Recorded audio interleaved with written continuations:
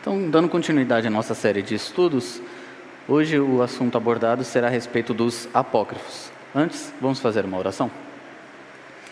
Senhor nosso Deus e Pai, nós agradecemos a Ti pela palavra exposta, pelo alimento que nós recebemos. Agradecemos ao Senhor pela Tua igreja reunida, em conjunto, Pai, podendo Te render louvores, prestar-Te um culto que a Ti é devido e que a Ti é agradável. Entoar o Teu nome e depositar ante o Teu trono de graça as nossas petições, anseios e necessidades.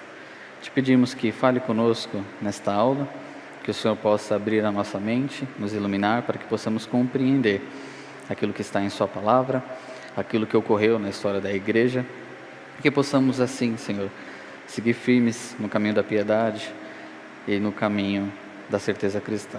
É o que te pedimos, em Cristo Jesus te agradecemos. Amém. Romanos 3, versos 1 e 2, o apóstolo Paulo diz o seguinte: qual é, pois, a vantagem do judeu? Ou qual a utilidade da circuncisão? Muita, sob todos os aspectos, principalmente porque aos judeus foram confiados os oráculos de Deus. Um pouco mais à frente na nossa aula, voltaremos a esse versículo e então eu vou explicar o porquê eu escolhi e o seu significado, ok? Vamos então à citação do erro. Aqui eu cito o Catecismo da Igreja Católica, que diz o seguinte: as Sagradas Escrituras contêm a Palavra de Deus e, pelo fato de serem inspiradas, são verdadeiramente a Palavra de Deus. Trouxe esse verso porque ele ilumina o verso seguinte: a Igreja recebe e venera como inspirados os 46 livros do Antigo e os 27 do Novo Testamento. Então veja, antes de nos perguntarmos e falarmos, mas o que a Igreja Católica diz a respeito dos apócrifos em si? Aqui o Catecismo ele é muito claro. Eles declaram como inspirados, assim como todos os demais livros que possuímos, no caso, nós protestantes, os 39 livros, tem esse acréscimo de 7 livros a mais, ok? Então eles afirmam que são verdadeiramente a palavra de Deus. A origem desse erro, eu trago aqui do compêndio dos símbolos, definições e declarações de fé e moral da Igreja Católica, o Concílio de Trento, no qual ele declarou e afirmou que esses livros devem ser aceitos como divinos, como inspirados. Abre aspas.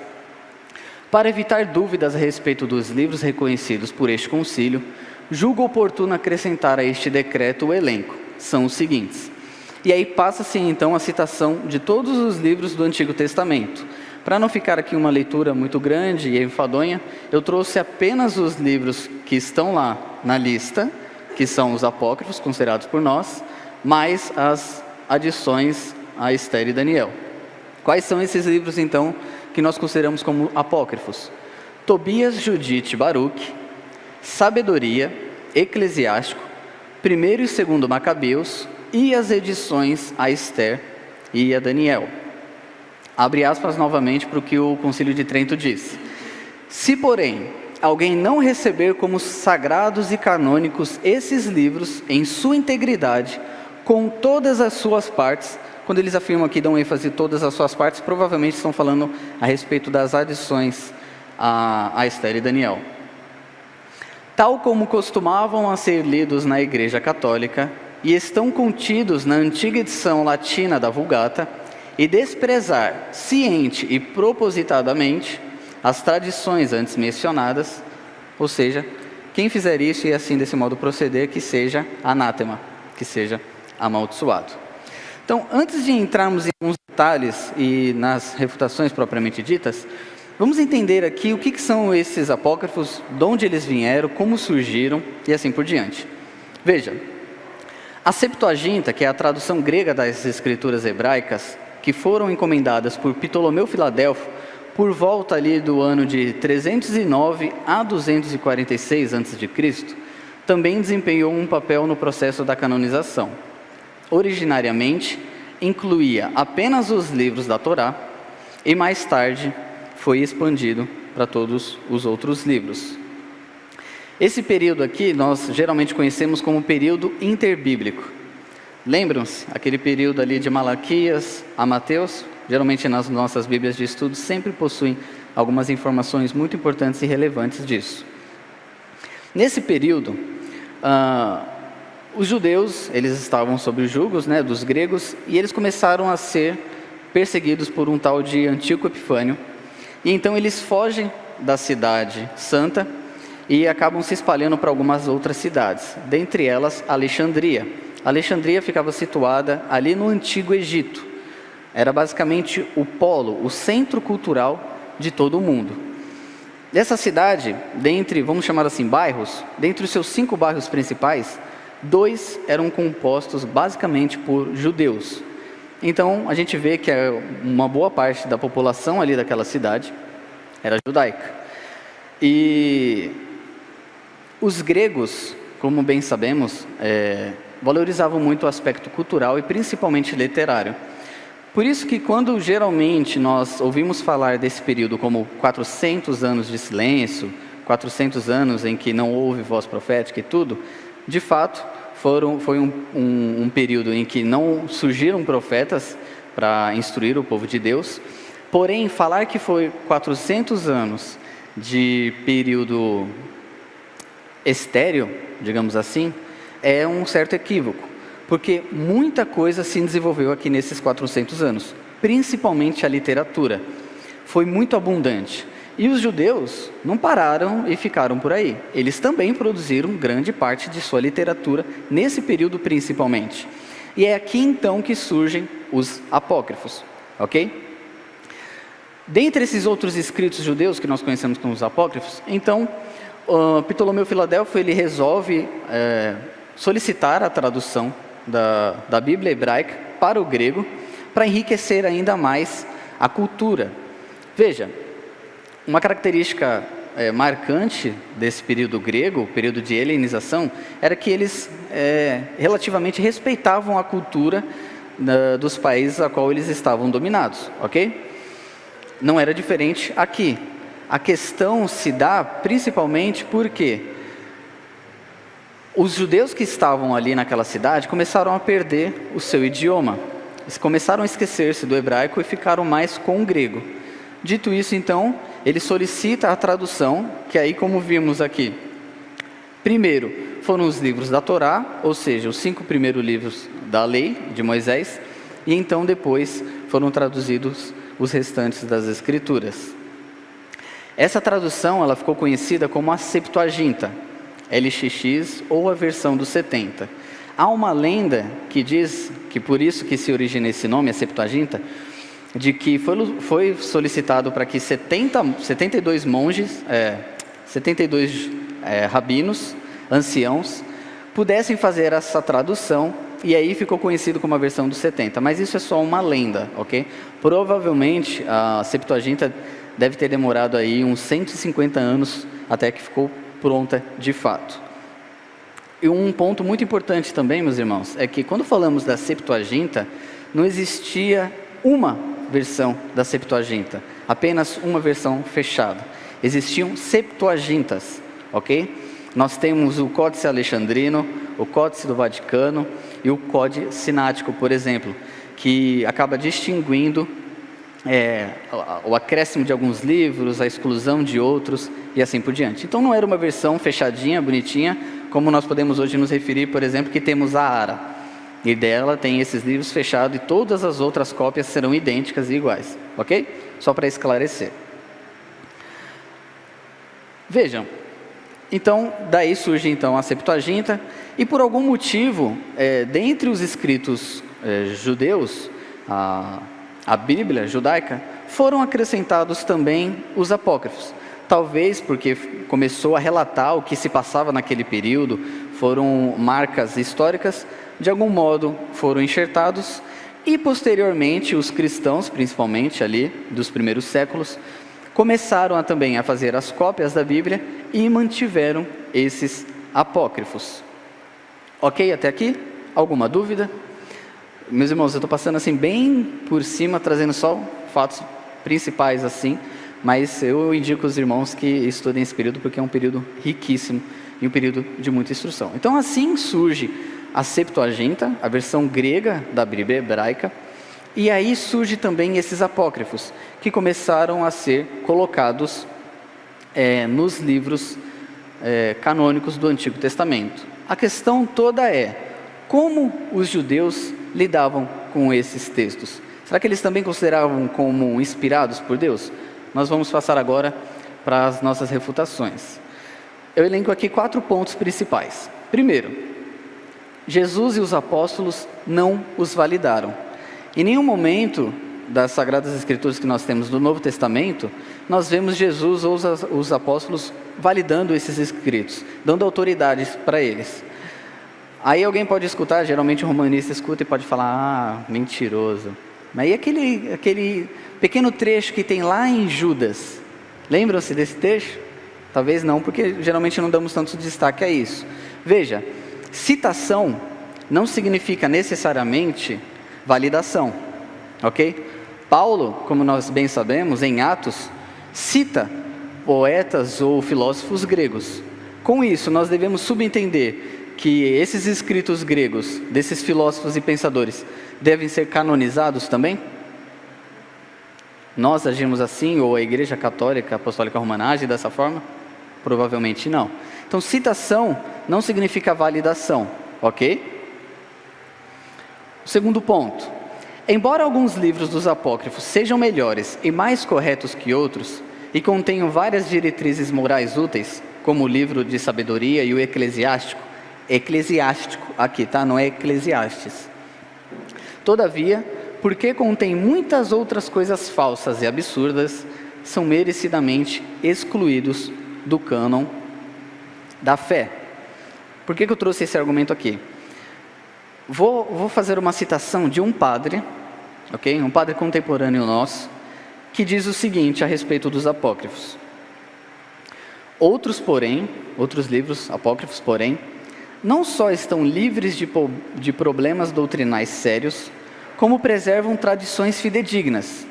Aqui ele coloca em parênteses, misturadas às vezes, é verdade, com exageros, imprecisões e fábulas.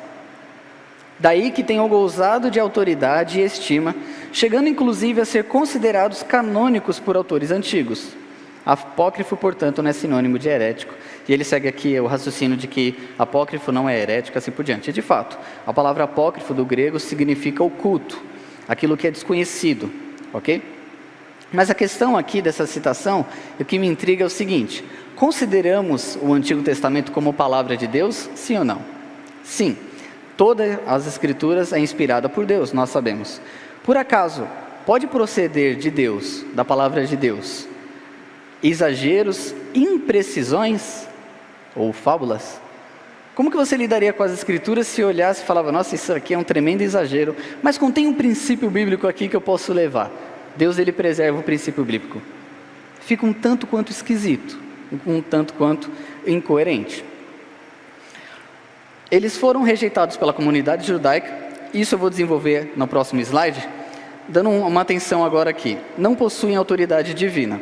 Dentre alguns textos que nós poderíamos citar, eu cito 2 Macabeus, capítulo 15, versículo 37b, 38 e 39, que ele diz o seguinte: porém, enfim, ao meu relato, se o fiz bem, de maneira conveniente, e há uma composição escrita, era justamente isso que eu queria.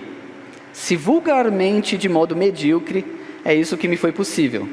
De fato, como é nocivo beber somente vinho ou somente água, ao passo que o vinho misturado à água é agradável e causa um prazer delicioso, assim é a arte de dispor a narrativa que encanta a inteligência de quem lê o livro.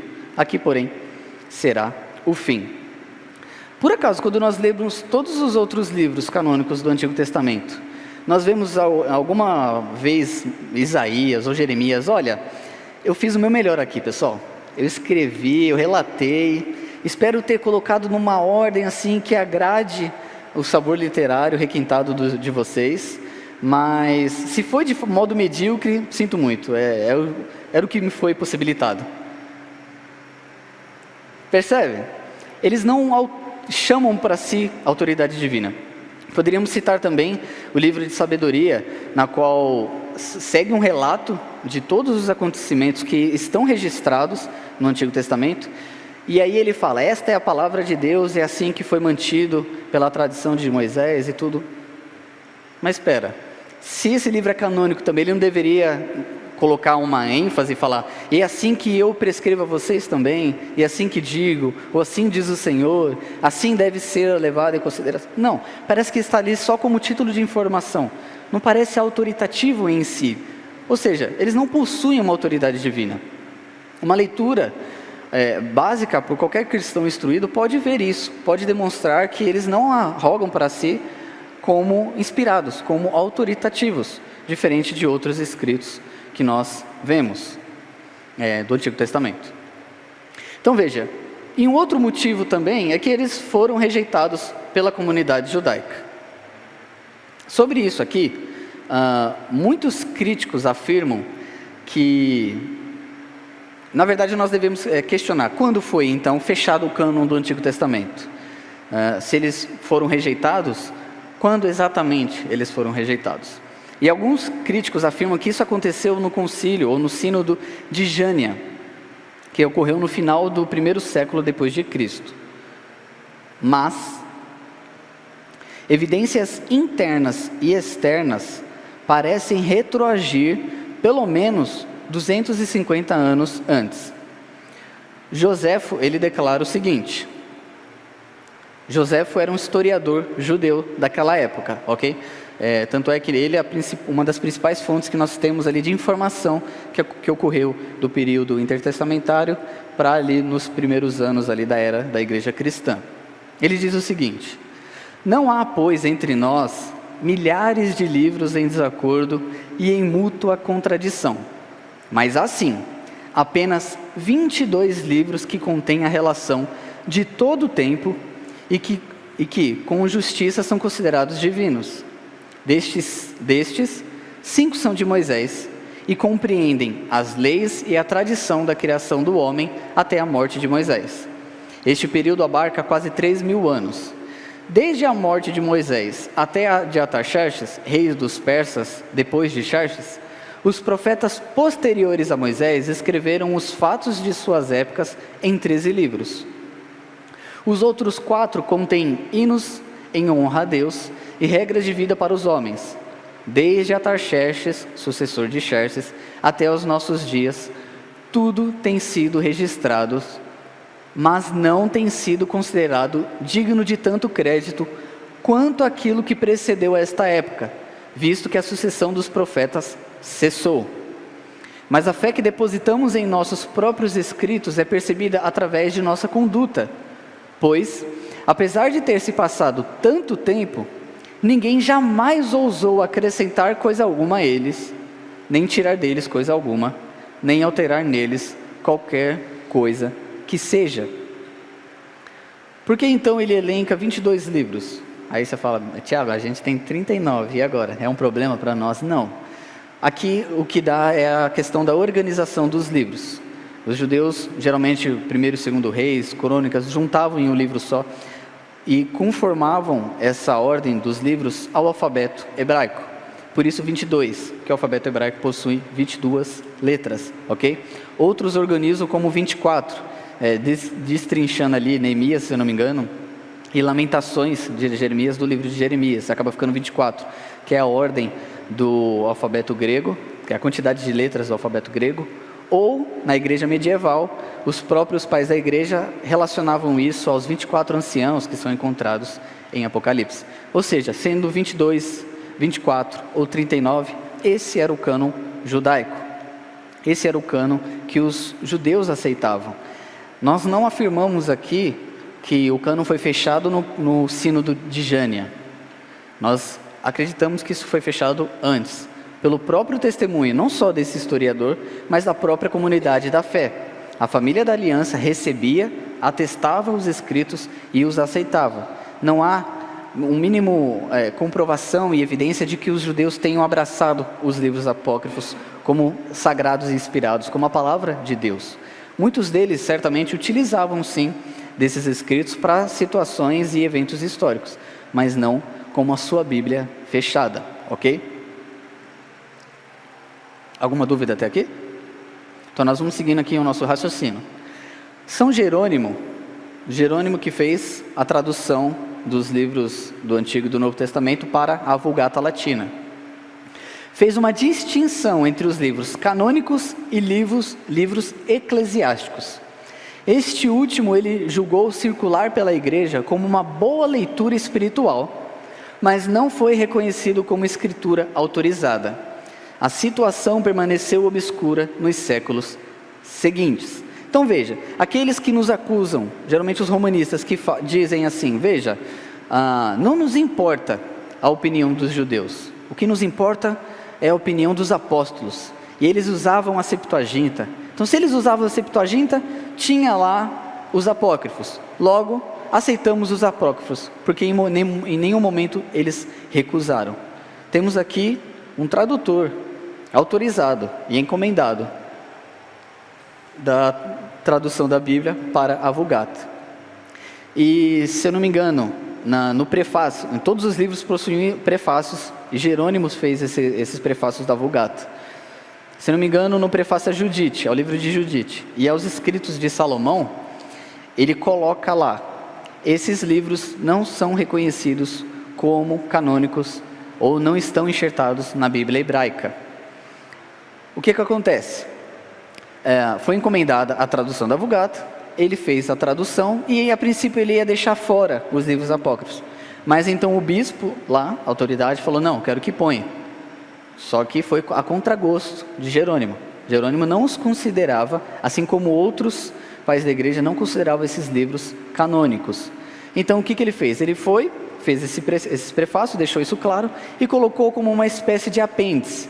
Deixou eles um pouco separados, ok? Então veja, se isso era um assunto fechado para os judeus, se o concílio de Jame não tem autoridade, mas aí a igreja cristã aceita e tudo, como é que o próprio pai da igreja aqui diz, como que o próprio Jerônimo aqui diz, que circulava, mas não eram reconhecidos como escritura autorizada, e veja, eu estou citando aqui, fiz questão de citar as fontes, para mostrar que aqui não é livros protestantes. O segundo sim, mas o primeiro não.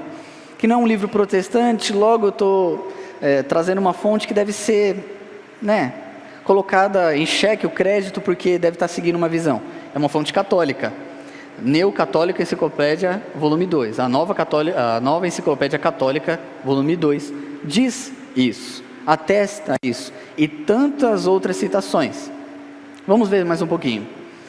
A relação dos livros do Antigo e do Novo Testamento com este assunto não é a mesma. Antes de ler o restante, deixa eu explicar aqui. Por que eu trouxe esse argumento da relação dos livros do Antigo para o Novo? Porque geralmente, algum romanista tendencioso vai chegar a trazer o seguinte levantamento. Vocês são muito superficiais. Os livros não foram definidos como canônicos, os apócrifos não foram definidos como canônicos em Trento. Eles foram definidos muito antes, no século IV, lá no concílio de Hipona, no concílio de Cartago e no concílio de Roma. Lá já estava claro isso. Daqui a pouco eu volto a esse argumento. Vamos lá. Os livros do Antigo Testamento não foram dados à igreja cristã em intervalos de tempo e por em partes. Ela recebeu a um e mesmo tempo dos judeus todos os livros escritos que lhe pertencem num códice após terem sido timbrados com indubitável autoridade, confirmados por Cristo e seus apóstolos. Mas os livros do Novo Testamento foram publicados separadamente em diferentes épocas e lugares e gradualmente colecionados num só volume. Logo, o Novo e o Antigo Testamento não devem ser colocados no mesmo grau, nos mesmos argumentos aqui que estamos falando dos apócrifos. Por que isso? Porque houve uma certa disputa em alguns livros do Novo Testamento, como as epístolas de Tiago, 2 Pedro, 2 e 3 João e Apocalipse. Esses livros acabaram sendo reconhecidos como canônico por algumas igrejas um pouco mais tardio. Mas veja, não há nenhum problema disso. Por que eles foram postos em dúvida? Alguns desses livros, desses que citamos, que foram colocados em dúvidas, acabaram mais lentamente chegando a algumas igrejas, que ficavam geralmente em lugares remotos. Mas, posteriormente, todos eles foram aceitos. A questão aqui com o Antigo Testamento é de que já recebemos pronto. Não havia necessidade de debate. O Antigo Testamento já foi entregue pronto pelos judeus. O cânon já estava fechado. Era só ver o que eles declaravam como canônicos e pronto, fim de papo. A questão dos sínodos, dos concílios. Esses 3 concílios citados, eles não têm uma autoridade universal, uma autoridade internacional sobre todas as igrejas. São concílios regionais, concílios locais, ok? Alguns desses concílios acabaram querendo sim introduzir alguns apócrifos como canônicos, mas eles não possuíam como uma força de lei para todas as igrejas. Apenas Trento. É por isso que quando citamos o erro, citamos diretamente de Trento, porque aqui foi firmado e foi colocado como força de lei, e foi colocado como dever de todas as igrejas aceitar os apócrifos. E poderia ter outros argumentos. Os próprios romanistas não aceitam, alguns anos antes, o concílio que teve de Cartago também, numa disputa entre o bispo de Cartago e o bispo de Roma, em que o bispo de Roma estava se intrometendo nos assuntos, e então o sínodo diz assim: veja, o bispo de Roma não tem autoridade sobre o bispo daqui. Aí quando a gente usa isso como argumento para falar a respeito do papado, questionar o papado, eles falam: não, pera lá, mas isso aqui era um sínodo regional. Isso aqui não tem abrangência para todas as igrejas. O que vale é o que é ecumênico, o que é abrangente. Então percebe? Parece um tanto quanto seletivo aqui a ordem dos argumentos. Citando novamente a Enciclopédia Católica, o Concílio de Trento definitivamente resolveu a questão do cânon do Antigo Testamento. Que isto não havia sido feito anteriormente é evidente pela incerteza que persistiu até a época de Trento. Então veja, alguns humanistas dizem assim: já era um assunto fechado, os pais da igreja, os padres, as igrejas, todo mundo aceitavam. Por que Lutero teve que bater nessa tecla? Porque ele causou todo esse redemoinho, não tinha necessidade alguma. Lutero era um endemoniado que aí quis causar borbulho na igreja. Aqui é Lutero ou é a Enciclopédia Católica falando que não era um assunto fechado? E veja, na história da igreja nós temos alguns nomes que questionaram ou rejeitaram os apócrifos. Eu vou citar alguns nomes, mas na bibliografia tem o link que os irmãos podem checar os argumentos, checar muito mais nomes, tá bom? Para ficar algo como lição de casa para os irmãos. Veja, Cardeal Caetano, Gregório Grande, bispo de Roma, Aquino de York, Hugo de São Vítor, também questionou os apócrifos, esse é bem conhecido, João de Salisbury, entre outros, como o próprio Jerônimo, que não aceitava os livros apócrifos como inspirados por Deus. Então não era um assunto fechado, não foi um assunto que surgiu com Lutero e com a sua dor de cabeça e depois foi abraçado pelos protestantes. É algo que sempre foi questionado, é algo que sempre esteve em xeque. Tanto é que por isso que teve que ter o Concílio de Trento, dentre outras questões, e eles teve que declarar e teve que afirmar, ok? Alguma dúvida até aqui, meus irmãos? Alguma colocação? Está claro? Se tiver, os irmãos podem me interromper, ok? Então seguimos agora para a refutação bíblica. Nós vimos aqui qual eram os livros aceitos pela comunidade judaica, quais eram. Vimos aqui que não era um assunto fechado na história da igreja. E vamos ver aqui alguns textos que nos esclarecem um pouco mais isso. Romanos, que é o texto lá de abertura da aula, 3, do 1 ao 2. Qual é, pois, a vantagem do judeu? Ou qual a utilidade da circuncisão? Muita, sob todos os aspectos. Principalmente porque aos judeus foram confiados os oráculos de Deus. Alguns romanistas alegam que a igreja católica não se importa com a opinião dos judeus, porque eles se baseiam naquilo de que o cânon judaico foi fechado no concílio de Jâmia, ou seja, foi posterior à igreja, então não deve ser levado em consideração. E sim com a opinião dos apóstolos. Mas quem está escrevendo isso aqui? É um apóstolo, o apóstolo Paulo. Ele é muito claro e diz: eles possuíam os oráculos de Deus. A igreja judaica, a qual foram confiados os oráculos de Deus, nunca os considerou como canônicos, mas manteve o mesmo cânon que o nosso, como foi admitido por Joséfo e como foi admitido por outros autores, padres da igreja ou pais da igreja. Efésios 2:20, Paulo novamente: edificados sobre o fundamento dos apóstolos e profetas, sendo ele mesmo, Cristo Jesus, a pedra angular. E eu trouxe aqui uma citação de Calvino a respeito desse versículo que deixa isso muito claro. Veja que interessante, abre aspas. Calvino aqui ele é bem específico, tá? Mas tagarelas desta espécie são refutados suficientemente com apenas uma palavra do apóstolo. Ele testifica que a igreja se sustenta no fundamento dos profetas e dos apóstolos. Se o fundamento da igreja é a doutrina profética e apostólica, é necessário que essa doutrina tivesse sua inteira infalibilidade antes que a igreja começasse a existir. A Bíblia, ou seja, a base apostólica e a base profética deveriam estar concluídas, então, para que então a igreja pudesse existir. A questão que sempre cai aqui, meus irmãos, é que a Igreja Católica Apostólica Romana se declara e se intitula como a mãe das Escrituras, o que é um erro grotesco. Por isso que nós declaramos que as Escrituras estão acima de nós. Por isso o princípio de sola Scriptura, ou somente as Escrituras. Porque as Escrituras em si definem o que é a Palavra de Deus. Elas trazem para si a autoridade. Elas dizem: assim diz o Senhor. Esta é a palavra do Senhor. Não é necessário a igreja ir lá e atestar e falar: é isso aqui. Isso é palavra de Deus. Não. A própria palavra de Deus tem voz. E é o Espírito Santo que atesta isso no coração da comunidade da fé. Então por isso que não é necessário um documento judaico ou um concílio para atestar e falar: bem, veja, isso foi posterior ou antes. A família da fé da antiga aliança já atestava quais eram ou não os escritos sagrados. E por fim, Lucas 24:44 diz assim: a seguir, Jesus lhes disse: são estas as palavras que eu vos falei, estando ainda convosco.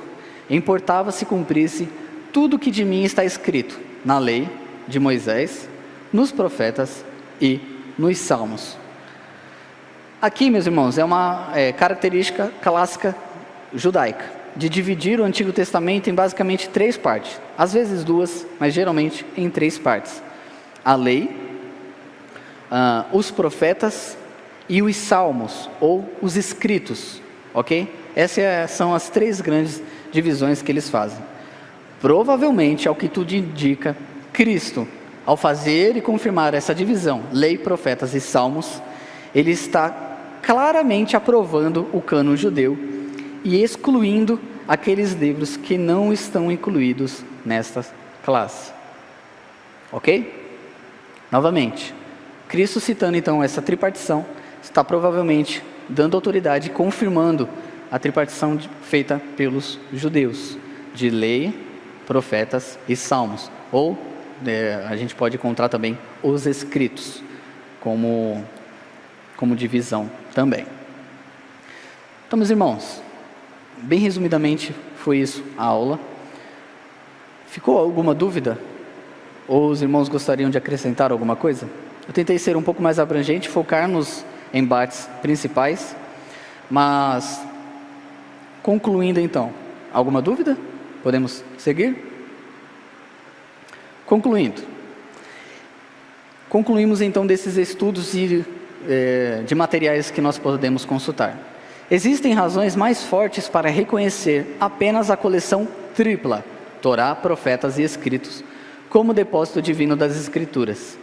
Não precisamos ver outros escritos judaicos com medo ou suspeitas, mas apenas em relação aos 22, ou 24, ou 39 livros das Escrituras hebraicas, nós podemos dizer com confiança: assim diz o Senhor. Assim como na história da igreja foram usados esses livros apócrifos para fazer uma leitura para edificação, como o próprio Jerônimo diz, nós não devemos ter medo desses livros. Pelo contrário, podemos consultar. É interessante analisarmos os livros de Macabeus para ver o que se passou ali naquela época, que é um pouco difícil de distinguir. Mas havia uma diferença entre o que era lido nas igrejas e aquilo que era crido como doutrina, ok? Só para complementar ainda mais nessa divisão. Na história da igreja, há relatos de que os padres da igreja, eles faziam a leitura de um livro chamado Os Acontecimentos da Vida, algo relacionado aos mártires. Assim como eles faziam também a leitura de alguns apócrifos, para edificação da igreja. Como o próprio Jerônimo diz, mas servem para edificação, para instrução e assim por diante. Mas em nenhum momento nós vemos eles sendo colocados como autoritativos, ok? Há essa divisão clássica, daquilo que era lido para aquilo que era crido como canônico. Em nenhum momento nós vemos a igreja afirmando que esses atos ou relatos a respeito da vida dos mártires eram canônicos. Ou devemos deduzir isso, já que assim como os apócrifos, eles também eram lidos nas igrejas? Não, ok? Essa aqui é a bibliografia, então tem todos os livros que eu consultei e obtive algum tipo de informação. Aqui embaixo possui 3 links. Nesse primeiro link que consta as citações mais abrangentes da história da igreja a respeito dos apócrifos, e esses 2 são de sites católicos que eu fiz as citações aqui. Por fim, meus irmãos, eu indico 3 literaturas para aprofundamento dos irmãos que queiram se aprofundar um pouco mais nesse assunto e ver os pormenores. Isso aqui é um livro pequeno, fino, mas muito rico, então eu só trouxe ele para falar a respeito do assunto em si. Mas aqui na bibliografia tem outros livros que vão falar só da Septuaginta e assim por diante. Então, a primeira indicação é como a Bíblia foi formada. O cânon e o texto do Antigo e Novo Testamento, que vai tratar a respeito disso, como a Bíblia foi formada, tanto o Antigo quanto o Novo.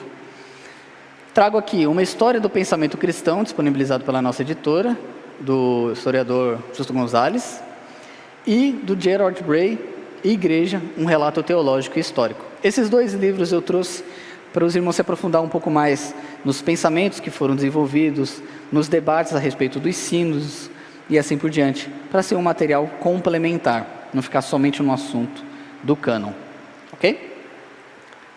E essa foi a aula.